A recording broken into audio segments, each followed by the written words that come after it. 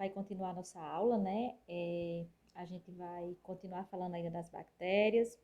Eu achei um jeito melhor de botar minha carinha, pessoal. Coloquei por esse outro lado, porque não fica tão esquisito, né? E ficou gravado ótimo, viu? O aplicativo que o Leandro me passou é bem melhor. Graças a Deus deu tudo certo, viu? Não vai ter mais aquela aula entrecortada. Então, como eu disse a vocês, né, a gente está falando da saúde do adulto, né, a gente vai ver as duas patologias. Leandro, na aula passada, já fez essa introdução, já falou de algumas patologias, e eu continuo aqui. Na aula passada, a gente viu sobre tuberculose e da importância de vocês irem essa visita, perceberem, fazerem a busca ativa dos sintomáticos respiratórios, para que a gente possa realmente acabar com essa cadeia de transmissão. A hanseníase também não fica distante disso, assim como a TB também é uma micobactéria chamada de bacilo de Hansen. Os pacientes também são bacilíferos, que a gente chama. A gente faz também o teste de Bar, só que o diagnóstico de hanseníase ele é mais clínico mesmo, sabe? Ele é um diagnóstico bem clínico, é uma doença assim milenar, né? Tá descrito lá na Bíblia, né? Aquelas pessoas que foram curadas, né, por Jesus quando tinham lepra.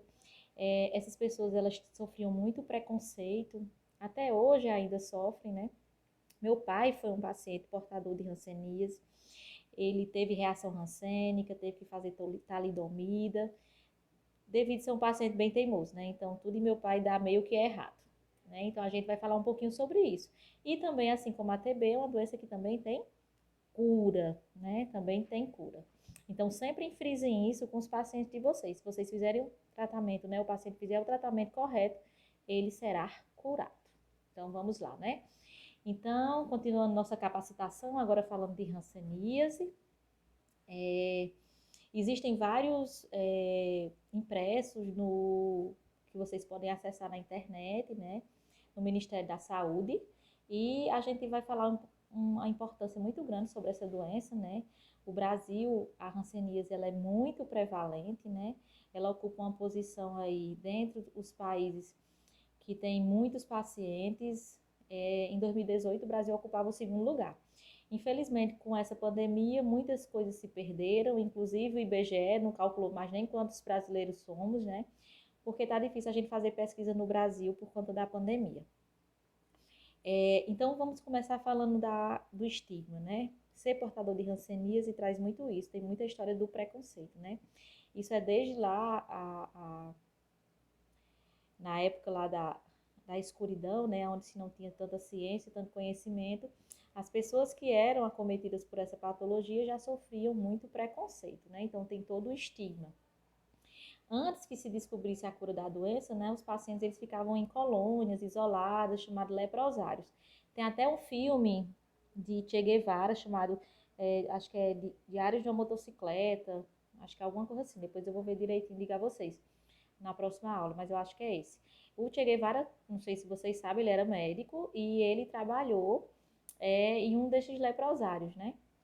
Apesar de ser um revolucionista, né? Mas ele via muito essa história daquilo que era rejeitado, né? Daquilo que ninguém queria saber. Então, ele trabalhou nesses locais, né? Onde não se tinha cura, achava-se que pegava no tocar, então essas pessoas meio que eram excluídas da sociedade.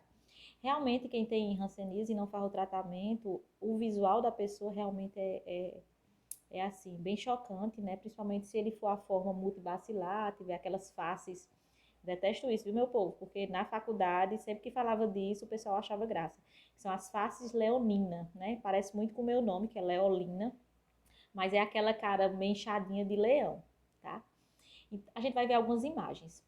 A cura da hanseníase, né? Então, ela vem diminuindo esse estigma, porque ela está relacionada muito à questão da incapacidade física. Então, se você não faz o tratamento adequado, a mão fica caída, o pé fica caído.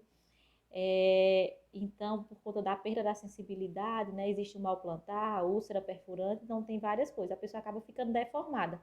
Então, realmente, essa incapacidade física causada pela hanseníase não tratada traz muito esse preconceito, né? Lembrar que a informação é um recurso precioso, né, para que a gente possa diminuir esse estigma. E focar sempre com os pacientes de vocês, quando foi detectada a doença, que é uma doença que sempre tem cura, tá? Se for tratado corretamente. Ela carrega, né, uma história de segregação e preconceito, isso é desde a antiguidade, como eu disse a vocês, né? A gente vê, quem assiste os filmes antigos ou lê a Bíblia, percebe isso, que realmente as pessoas que tinham lepra eram excluídas, né? Lázaro, né, ele teve lepra, mas o Senhor lá ressuscitou, trouxe ele de volta, né? Então, chama também de doença de Lázaro, viu? A terminologia lepra está relacionada à deformidade física e à incurabilidade, né? E antigamente as pessoas se referiam à lepra como se fosse um castigo de Deus. Então, quem pegava lepra é porque estava sendo punido por algum pecado. E se fosse criança, pecado dos seus pais. A doença era muito vista dessa forma, né? Na época da antiguidade. Em relação à epidemiologia, né? A gente é uma doença de notificação compulsória, a gente faz alguns coeficientes, indicadores, né, epidemiológicos, que no caso o coeficiente de detecção, o indicador epidemiológico se refere ao número de novos casos diagnosticados no período de um ano em determinado território, dividido pela população e multiplicado por 100 mil. A Organização Mundial de Saúde, ela diz que a endemia é baixa, né, quando existe menos de 2 casos a cada 10 mil habitantes. E, apesar disso, né, a gente sabe que existe uma subnotificação. Então, a gente sabe que muitos dos casos de hanseníase ainda não foram identificados. Aí a gente tem essa endemia oculta, né? Existe hanseníase em criança, né, assim como na tuberculose.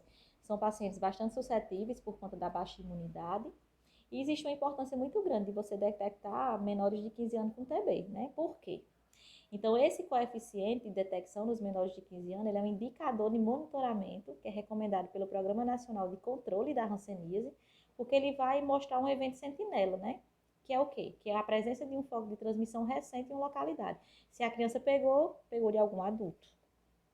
É importante porque você vai conseguir detectar esse adulto. Então, casos novos de hanseníase em menores de 15 anos vão revelar que tem adulto que convive com esse menor que está transmitindo, né? E que não foi diagnosticado, porque a partir do momento que ele inicia o tratamento, ele deixa de ser um transmissor, né? Ele não vai mais ter essa cadeia ativa de transmissão.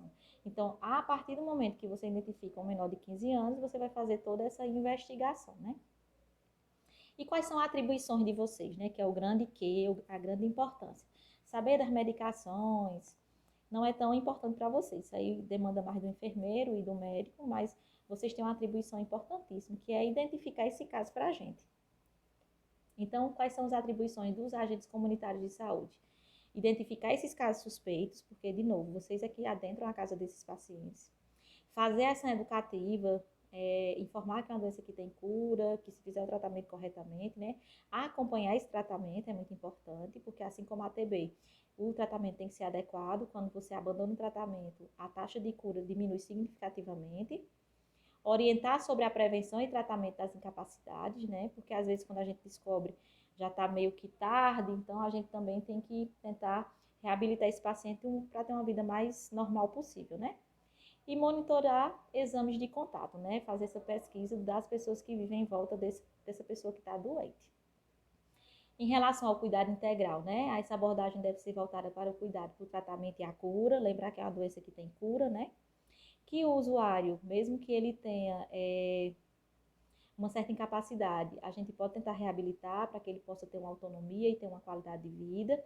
E focar sempre na afirmação da vida para o usuário e na comunidade e tirar essa imagem negativa que a gente tem dessa doença, né? Não é vergonha nenhuma dizer que foi acometido pela hanseníase, ou teve hanseníase, ou está com hanseníase desde que esteja se tratando.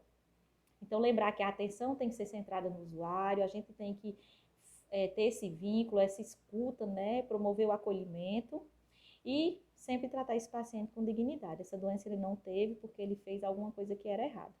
Né? A gente não adoece porque quer. Lembra que eu falei das vulnerabilidades, né, na aula passada.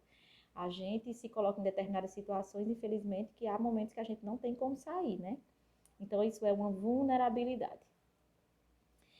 Lembrar que como é uma doença que traz muito estigma, a gente tem que ter aquele nosso sigilo, né? Tem que ter ética, tem que ter cuidado, viu? Foi nossa primeira aula. Moral e ética tem que andar o tempo todo aliado com a gente. Então, em relação a esses aspectos éticos, né, guardar sempre o sigilo das informações sobre os usuários de vocês. Isso é um segredo profissional, está lá no nosso código de deontologia. Cuidado para não serem processados, né? Então, a gente tem que ter cuidado com o que diz, a quem fala e o que fala. Corresponder à confiança do cliente, né, que ele deposita no profissional de saúde, no agente de saúde.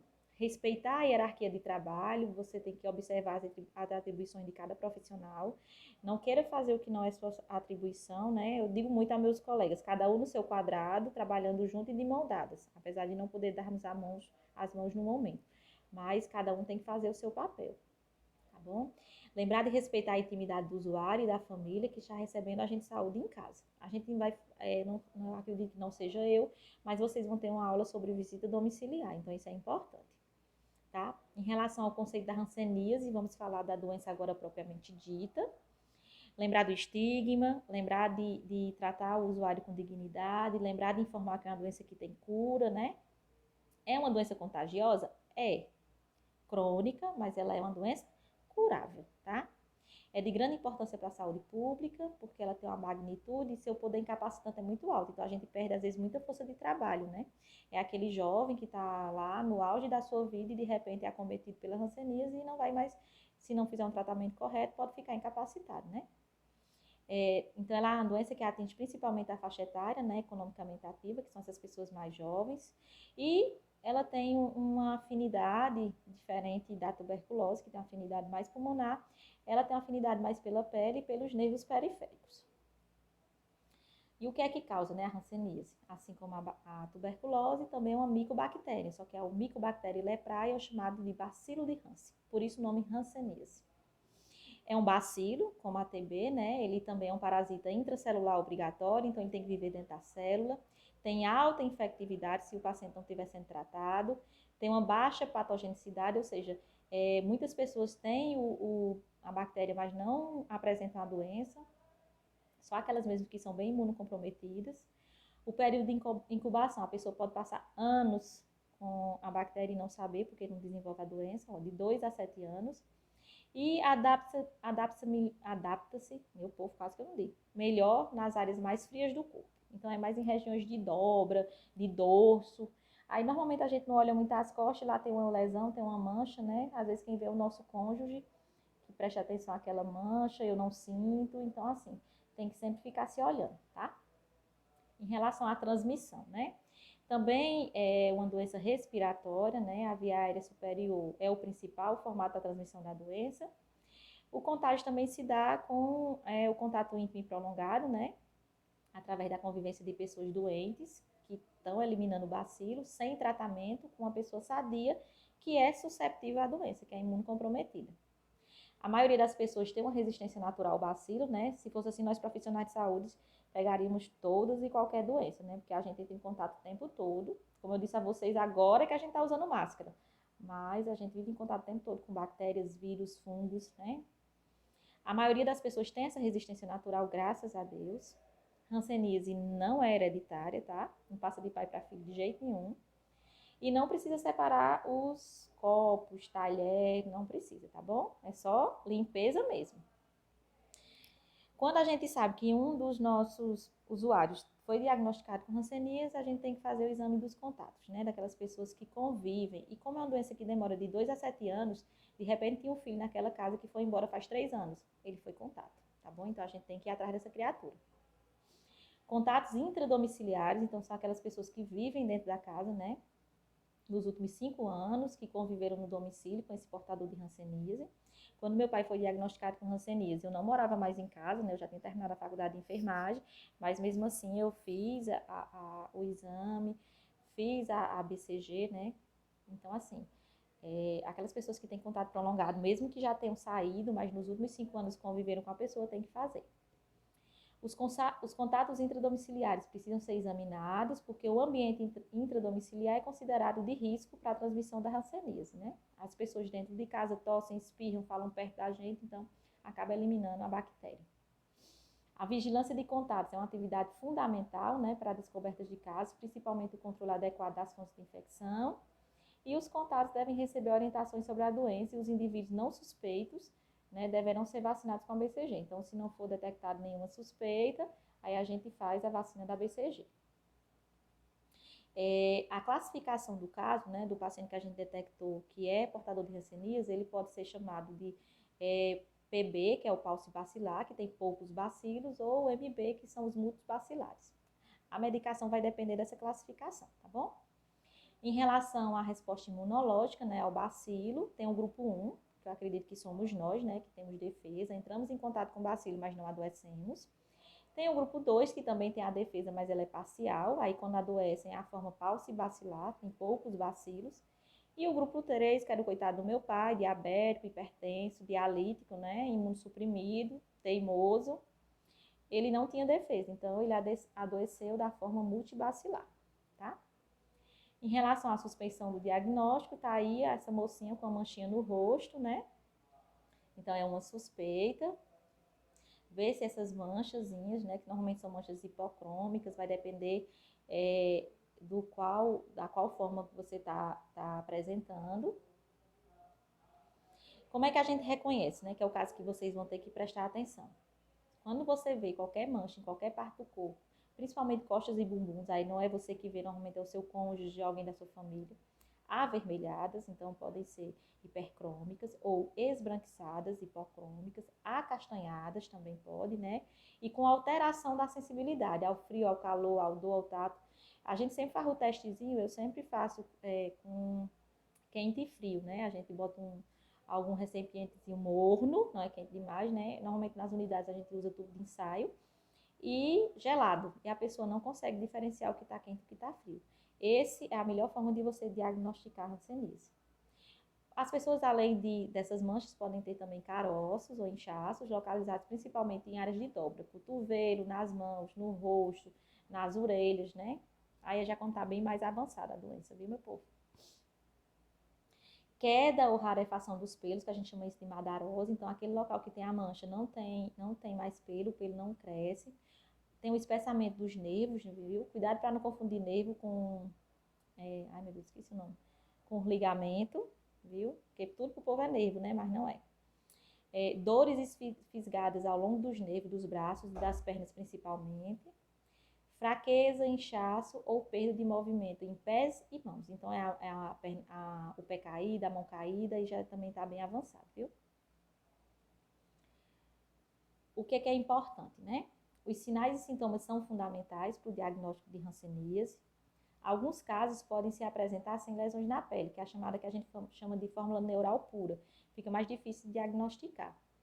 A presença de sensibilidade não afasta o diagnóstico de hanseníase. Como eu disse a vocês, quando o paciente não consegue naquela mancha determinar quente e frio, é um diagnóstico clínico. Mas, mesmo ele detectando que é quente e frio, ainda pode ser hanseníase.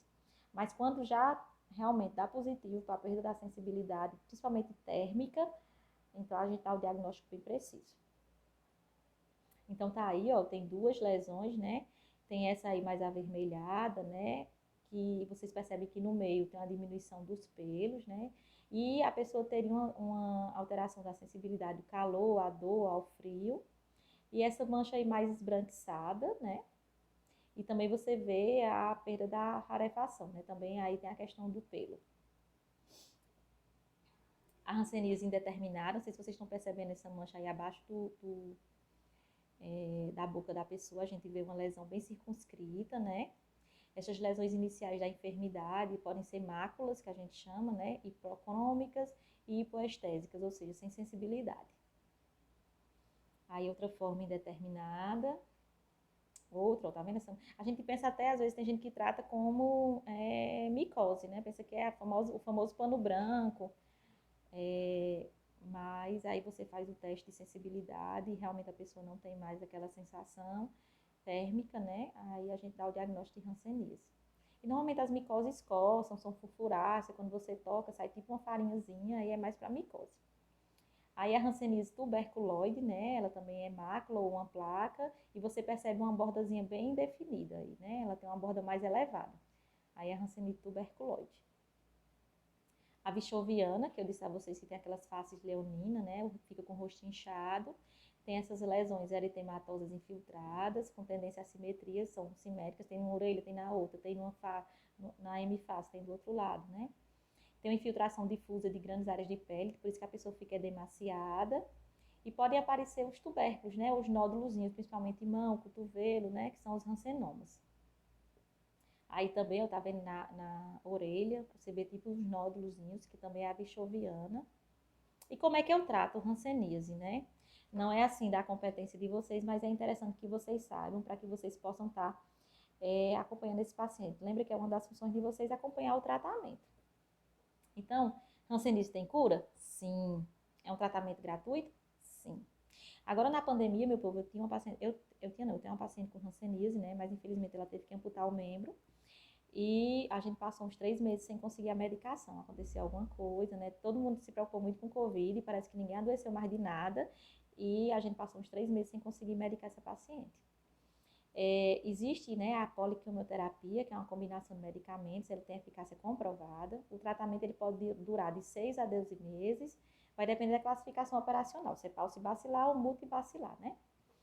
A quimioterapia, né, ó, PQT significa poliquimioterapia, do paucibacilar adulto, normalmente você trata por 6 meses, e você vai fazer a rifampicina, que é a mesma medicação que a gente faz lá na tuberculose, tem uma dose mensal que também tem que ser supervisionada.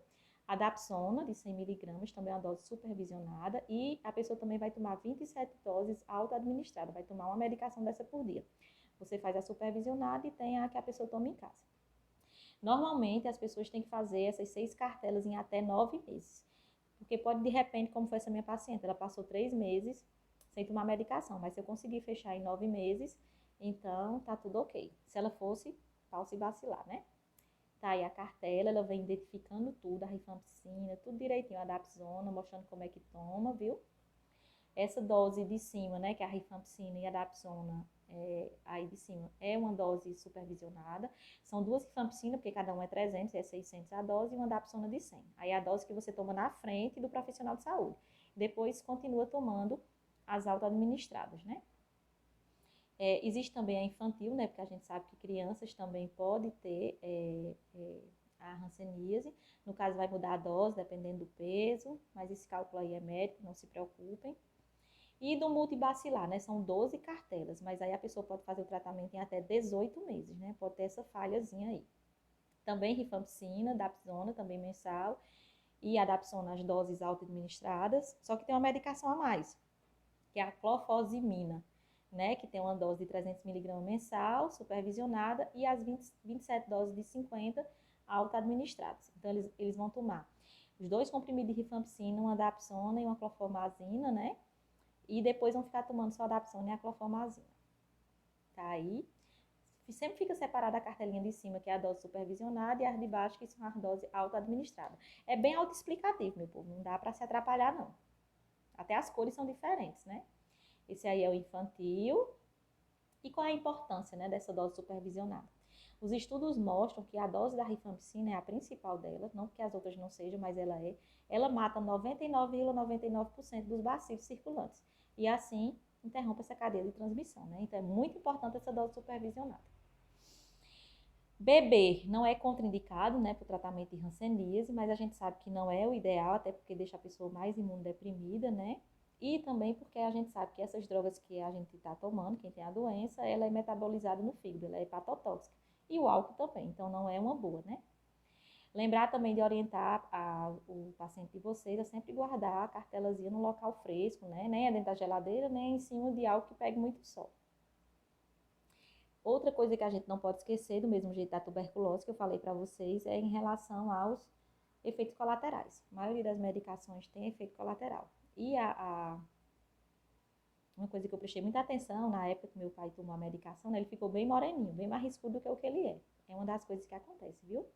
Não são frequentes e não devem ser, e não é motivo da gente, tipo, suspender, né? A não ser que o paciente apresente uma reação alérgica, né? Mas você deve prestar atenção a essas reações, né? Primeira coisa é a pigmentação e ressecamento da pele, mas quando você termina o tratamento, volta ao normal. Meu pai voltou a ficar moreninho, tá? Lembrar de hidratar sempre essa pele, já que é uma doença que ataca muito a pele. As pessoas apresentam sensação de cansaço, a urina fica escura, né? Qualquer alteração dessa, você diz ao paciente de vocês que comunique para a gente ficar atento, né? E quais são os critérios de cura? Quando é que eu digo que o paciente está curado, né? Quando ele faz o tratamento completo. Então, quando ele faz o tratamento de 6 meses, no caso do cálcio bacilar, e os de 12 meses, no caso de múltiplo bacilar.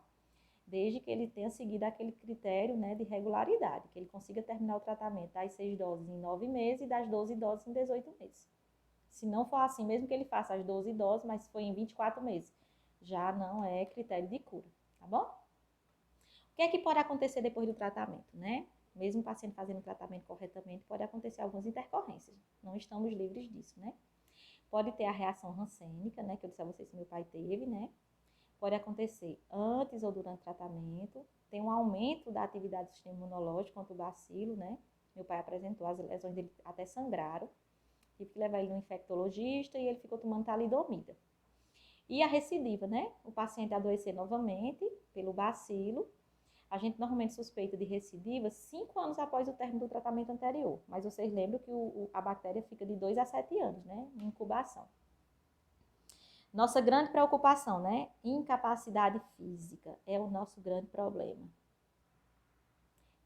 A prevenção de incapacidade em hanseníase pode ser conceituada como a prática de ações que visem evitar a ocorrência de danos físicos, emocionais, espirituais e socioeconômicos. No caso de dano já existente, a prevenção significa medidas visando evitar complicações. Infelizmente, quando a gente já descobre, alguns pacientes já têm essa incapacidade física, né? Ele tem esse bacilo, né, como eu disse a vocês, ele gosta muito da pele e do nervo, né? Então, quando ele pega as fibras nervosas, e a gente sabe que os nervos são importantes para fazer com que a gente tenha sensibilidade térmica, que a gente tenha movimento, né? Então, quando ele atinge as terminações da derme e os troncos nervosos, aí a gente diz que pode gerar essa incapacidade física.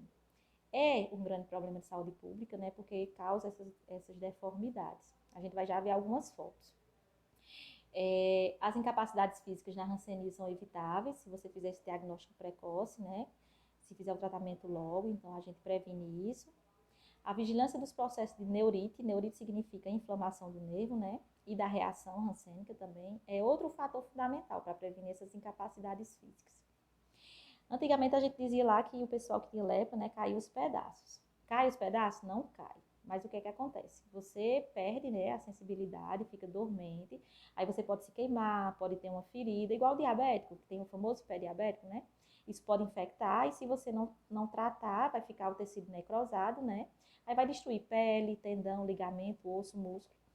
E reabsorção óssea, né, e vai provocar essa deformidade. Então, não é que cai o pedaço, é porque você se corta, se queima e não sente, não trata, infecta as bactérias que já seriam outras e vão destruir aquele tecido e você realmente pode causar essa deformidade, tá bom? Quais são os danos físicos mais comuns, né, dessas lesões dos nervos periféricos? Ressecamento dos olhos, diminuição da sensibilidade, da acuidade visual, logo oftálmico. Eu vou até querer na atividade de vocês, vou passar isso para vocês definirem essas palavras. Ressecamento nasal, dormência, né, dos membros superiores e inferiores, perda da força muscular, as mãos e os pés ficam caídos, ou então fica em forma de garra, e o mal perfurante plantar, que também é comum na diabetes. A gente vai ver foto disso tudo, tá? Então, tá aí o entrópio, que é quando entra essa parte superior e inferior dos olhos, e o ectópio é quando ele tem é para fora, como se fosse uma evisceração. Vocês estão vendo essas dobrinhas aí, né? Tanto da pálpebra superior como da inferior. Então, o entrópio é quando entra, o nome é entrópio, e ectópio é quando sai. Tá aí, pode também desenvolver úlcera de córnea, né? Ai, meu povo, desculpa. Ai, Jesus, espera aí. Pronto. Tá aí o logo oftalmo inicial, sem o ectópio, né? Que cai o olhinho, né? E o logo oftalmo daí avançado com ectópio, que também tem essa evisceração. A garra inicial e a garra mais avançada. Os dedos realmente acabam ficando deformados. Fica como se a mão da pessoa fica na forma de garra mesmo. A atrofia, né, da região hipotenar e tenar, né? Vocês estão vendo essa atrofia aí da pontinha dos dedos. Tá aí, ó, aí a pessoa acaba perdendo isso aqui que nos diferencia dos macacos, né? A gente faz a pinça, macaco não faz isso. Então, isso nos diferencia dos primatas, né, meu povo? tem essa diferença dos primatas por conta dessa pinça, né? Apesar da gente, segundo a ciência, né? Enfim, eu sou cristã, né? Apesar da ciência dizer que a gente vem da mesma árvore genealógica, né? Mas nos diferencia dos primatas, né? Macaco, chimpanzé, gorila, não sei mais o que, não sei mais o que, a pinça, né? A gente tem o polegar opositor. Então, quando se tem a hanseníase, você perde, tem essa dificuldadezinha do movimento de pinça.